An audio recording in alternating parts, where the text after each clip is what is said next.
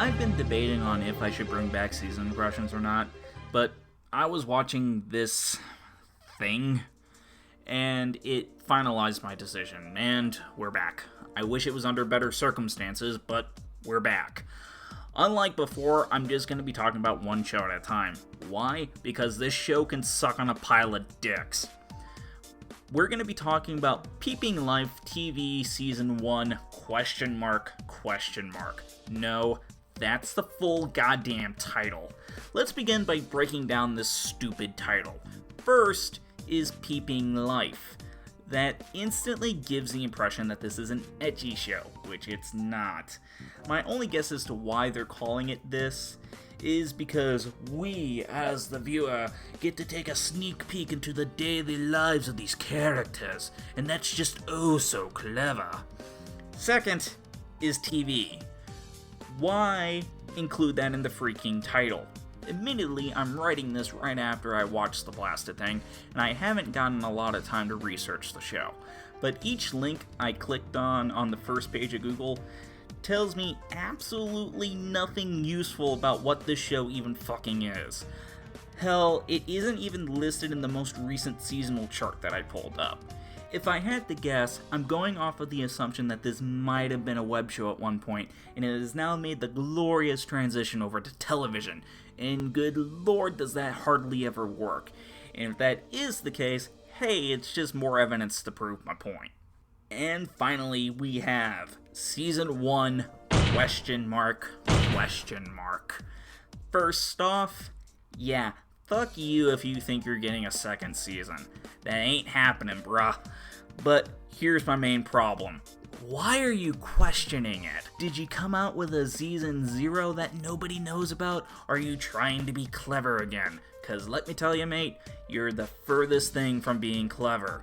Alright, that's out of my system. But before we get any further or too deep into this, I want to make one thing very clear. Believe it or not, as a rule, I try really hard to avoid the rhetoric like, "This is the worst thing I've ever seen," or "This show insults my blah blah blah." It feels overdramatic when you say stuff like that, and there's always the possibility of something coming along that's way worse than what you just saw. But damn, does this show make me want to break that rule.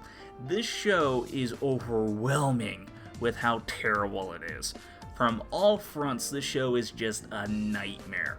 Unbelievably atrocious animation, unbearable acting performances, no respect or understanding of the source materials they're using, and most damning of all is that it's a comedy that isn't funny. Man, I haven't even mentioned what the stupid show is about. As I'm sure most of you have noticed by now, Peeping Life is a sketch comedy that focuses on the day-to-day interactions of classic anime characters like Astro Boy, Blackjack, Yetterman, and a whole bunch of other Tatsunoko and Tetsuya characters. There's no story, and while you can make the argument that comedy is subjective, which it is, here it just flat out sucks.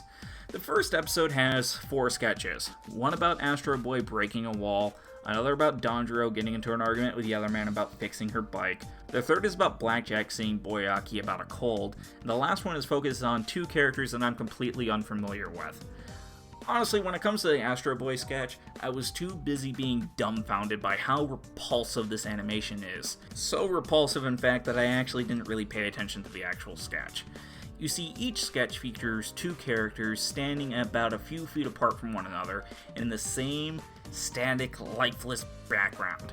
The movement of each of these characters is horrifically clunky, and the animators did their absolute best to avoid having any of these characters actually touch one another. It looks like instead of doing any actual animation, they just used motion capture to place one character model on top of capture footage with interchangeable skins to fit the sketch. Seriously, each character model looks as though they have the same height, build, and facial structure as the last. Everything about this animation feels lazy in that there's zero effort being made. You think someone would have stopped and asked, "Hey, is it a problem that Astro Boy looks exactly the same size as Dr. O'Shea?" Nah, it'll be fine. Who gives a fuck that Astro is supposed to have the build of a small child? It's not like it's in his name or anything. Moving on, when it comes to the Yetterman sketch, This is where you could really sense just how lazy this entire thing is put together. Like I said before, this sketch focuses on Dandro forcing Yetterman to fix her bike for free. From the moment this sketch begins, it becomes really clear that this whole entire series focuses around improvs. Really, really shitty improvs. Big giveaway is that you have these really awkward pauses between lines of dialogue, and when these pauses happen, the actors with the previous line just repeats what they just said. Each sketch feels as though the director came out and said, "You be Yetterman, you be Dandro, your bike was broken after a battle, and begin." There's no planning for where the scene's gonna go, and there's no understanding of who these actors are supposed to be, which I'll touch on more in a second. And throughout the entire sketch, you can just sense that the actors are completely lost with what they're supposed to do, which is the cause for why it's not funny. Sure, sometimes at a live improv show, part of the fun is watching the actors get lost and break character, but this is a TV show that needed to be planned out ahead of time for the sake of animation. You can't just animate actors not knowing what they're supposed to be doing, because that would just be a complete waste of time and talent. To get sidetracked a little bit, this is one of the main reasons why I tend to hate CGI in animated series. It leads to lazy crap like this. If someone back in the 80s or hell, even the 90s, were to pitch this show, they'd be shot down in a second, because at that point you'd have to rotoscope the entire performance, which is an incredibly laborious and expensive task. And if your final outcome is just going to be an unfunny sketch of Dandro's bike being broken, you've just put the animation studio out of business. But no, with CGI and motion capture, rotoscoping has become an incredibly simple task of dropping and placing assets into After Effects and waiting for the computer to render the final product. Fuck, with the way this show is set up, it completely negates the need to actually edit any footage, cause it's just one long, unending shot of misery and torment. It has no artistic merit, and it reeks of someone just trying to cash in on a known property. But let's talk about that for a second. The use of licensed characters. There's no point in any of these sketches having any of these characters tell these jokes. You could easily replace all of these characters with a lifeless, faceless character model, and you'll lose nothing in terms of content. These sketches have no reason to feature the characters that they have. To go off on a little bit of a tangent, while I was away from season impressions, I was beginning to have a reoccurring problem with a lot of these remakes/reboots of older titles. For a long time now, it feels as though a lot of the current anime directors and writers have no respect for the series that they're working off of. While you'll have multiple variations of this issue, from being the mismatch of tone in Yetterman Nights, to the complete lack of understanding of anything that was from the original source material in Gatchaman Crowds. Yes, I have a burning deep hatred for that show, but that'll be the topic for another time.